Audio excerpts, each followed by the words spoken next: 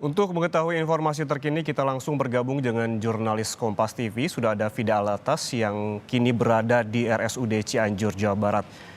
Fida, selamat pagi. Ini pantauan Anda pada pagi ini, update-nya informasi yang terkini bisa Anda sampaikan. Berapa banyak pasien korban gempa yang kini dirawat di RSUD Cianjur, lalu bagaimana pula dengan penanganannya? Ya baik, Yan dan juga saudara, selamat pagi. Kalau untuk pantauan pagi hari ini, kami pantau dari pasien atau jumlah pasien memang dari RSUD Sayang Kabupaten Cianjur ini belum memberikan jumlah resmi begitu terkait berapa jumlah pasien yang kemudian ditangani di RSUD Sayang Cianjur ini.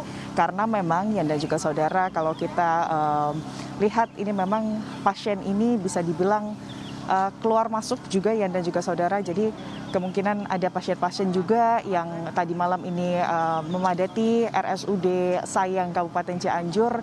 Saat ini kondisinya yang sudah mungkin membaik begitu, sudah dibolehkan pulang oleh dokter, kemudian ini mereka memilih untuk kemudian pulang entah itu ke rumah kerabat ataupun ke pengungsian. Kalau untuk kondisi di RSUD, tepatnya di halaman RSUD, di mana ini merupakan tempat di mana para korban kemudian mendapatkan penanganan medis sebelumnya, kami bisa katakan pagi hari ini sudah jauh lebih baik. Kalau kemarin, Yan dan juga saudara, sejak gempa dimulai, yakni pada siang hari begitu hingga malam hari, tepatnya kurang lebih sekitar pukul 9, setengah 10-an, ini para pasien dengan luka-luka berat maupun luka-luka ringan ini harus kemudian dilakukan penanganan medis dengan fasilitas seadanya di halaman RSUD Sayang, di mana mereka ini beralaskan tanah, kemudian dilapisi dengan terpal begitu, Yan dan juga saudara.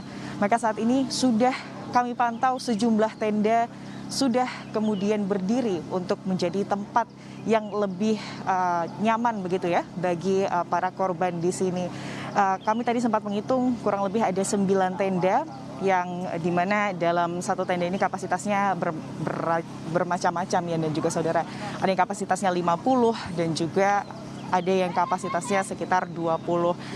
Selain 9 tenda yang sudah berdiri, informasinya ya dan juga saudara, tadi pagi Mensos Tri Risma hari ini juga sempat mengunjungi RSUD Kabupaten Cianjur dan akan menambahkan 2 tenda tambahan beserta tempat tidur darurat untuk kemudian kenyamanan pasien. Kalau dilihat dari kondisi pasien saat ini juga lebih baik, Yan dan juga saudara, dibandingkan hari kemarin, hari pertama gempa terjadi, di mana betul-betul berdesak-desakan kondisinya.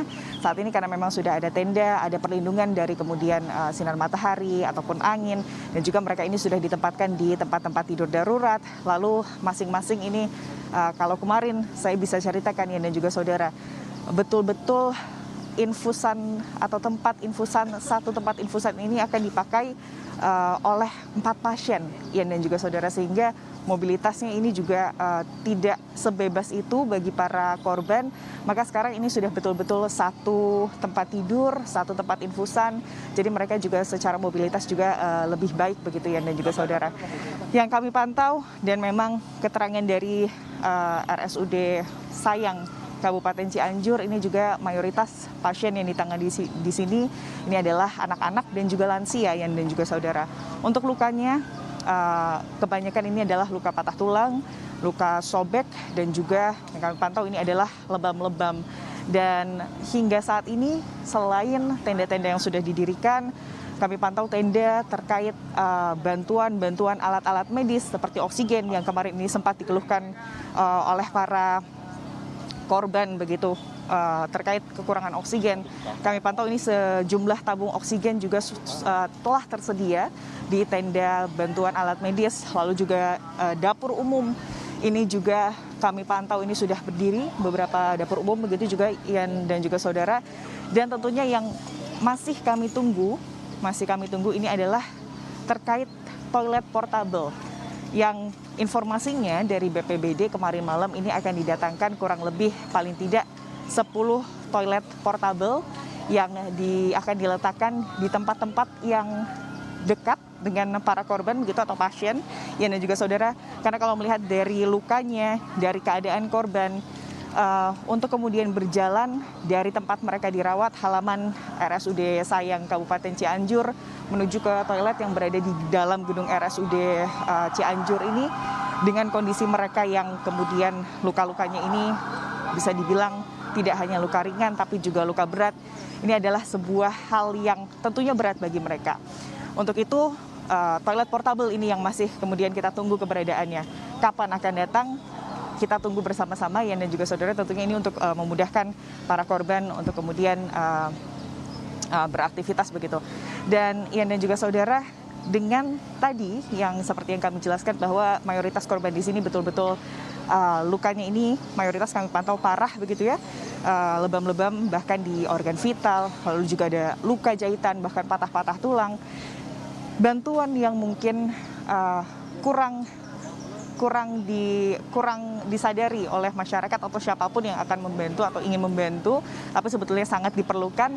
Ini adalah terkait popok untuk dewasa, untuk orang dewasa. Karena memang di sini sampai pagi hari ini kami belum melihat, tapi nanti kami akan cek lagi Yan dan juga saudara keberadaan toilet portable. Namun kalau misalkan sampai pagi hari ini belum ada toilet portable, maka ini tentu akan menjadi hal yang cukup memberatkan bagi para korban untuk kemudian ke toilet begitu ya dan juga saudara. Makanya di sini popok untuk orang dewasa tentunya sangat dibutuhkan, apalagi untuk para lansia, Yan.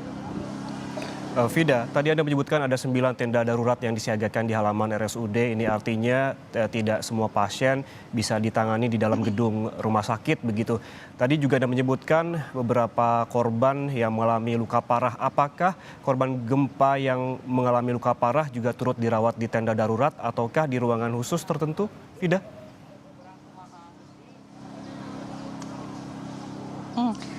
Sampai saat ini informasi yang diberikan dari BPBD Jawa Barat, para korban baik itu yang luka ringan maupun luka berat ini tetap dirawat atau mendapatkan penanganan medis tidak di dalam RSUD Sayang Kabupaten Cianjur, Yan. Karena yang pertama kapasitas dari RSUD Sayang ini memang tidak dapat menampung seluruh dari korban. Karena kalau kita lihat Yan dan juga saudara, bahkan saat ini saya melaporkan begitu Yan, ambulans ini memang tidak seintens hari kemarin, di mana hari kemarin ini betul-betul bolak-balik begitu ya ambulan, kemudian berjibaku mengevakuasi korban. Maka meskipun hari ini sesekali namun ambulan tetap ada, pasien itu masih tetap berdatangan atau korban masih tetap berdatangan. Dan yang pertama alasannya mengapa kemudian para korban baik itu luka ringan maupun luka berat ini ditempatkan di halaman RSUD Cianjur ini, karena yang pertama tadi kapasitas RSUD ini tidak mencukupi. Yang kedua, masih adanya ancaman gempa susulan dari BPBD. Kemarin saja Yan dan juga saudara ada puluhan kali informasinya gempa susulan yang terjadi pasca gempa besar yang terjadi pada siang hari. Khawatirnya Yan dan juga saudara jika kemudian ada ratusan korban di sini Yan dan juga saudara jika ditempatkan di indoor atau di gedung RSUD Cianjur, kemudian jika gempa susulan terjadi atau kembali terjadi dengan skala Richter yang besar, tentunya ini tidak aman bagi mereka. Tapi inilah kemudian yang memang dapat kami gambarkan kondisi yang bisa kami bilang memprihatinkan, karena bahkan para korban dengan kondisi luka-luka berat yang membutuhkan penanganan bahkan untuk mendapatkan jahitan begitu Yan, seperti yang kami ceritakan sebelumnya bahwa mayoritas dari para korban ini lukanya tidak main-main. Sekujur tubuhnya ini ada yang harus dijahit, bahkan ada yang patah tidak hanya di satu bagian Yan dan juga saudara, bahkan di beberapa bagian.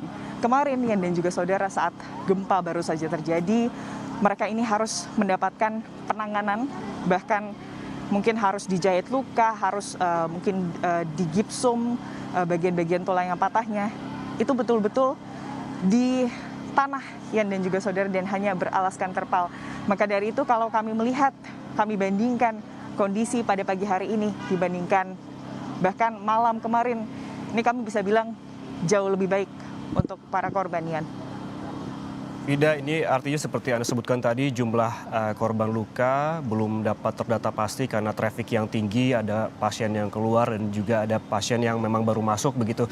Kemudian apakah juga Anda mendapatkan informasi adakah korban meninggal yang saat ini masih berada di RSUD Cianjur dan belum dijemput oleh keluarganya dan adakah korban yang belum diketahui identitasnya? Hmm, itu yang terus kami tanyakan, kami coba tanyakan kepada pihak RSUD Cianjur, namun memang hingga saat ini kalau dari pihak RSUD Cianjur masih belum bisa membagikan informasi apapun kepada awak media, Yan. Namun kalau kita mengacu pada data dari BPBD, paling tidak hingga malam hari tadi ada 162 orang yang meninggal dunia atau ditemukan meninggal dunia. Namun itu tidak hanya di RSUD Cianjur saja, namun terbagi di beberapa titik klinik ataupun rumah sakit rujukan yang lainnya. Namun memang Yan dan juga saudara, kalau di tempat kami melaporkan saat ini, tepatnya di RSUD Cianjur, ini merupakan tempat rujukan utama bagi para korban yang kemudian perlu ditangani lebih serius secara medis, akan dibawa ke sini. Tadi malam dari BPBD Jawa Barat menyebut bahwa dari seluruh korban yang kemudian harus mendapatkan penanganan medis pasca gempa yang terjadi, paling tidak seperempat dari korban tersebut ini dilarikan ke RSUD Sayang Cianjur, Yan. Baik, Vida Alatas melaporkan langsung dari RSUD Cianjur. Nanti kami akan kembali menyapa Anda untuk mengetahui informasi terkini dari sana.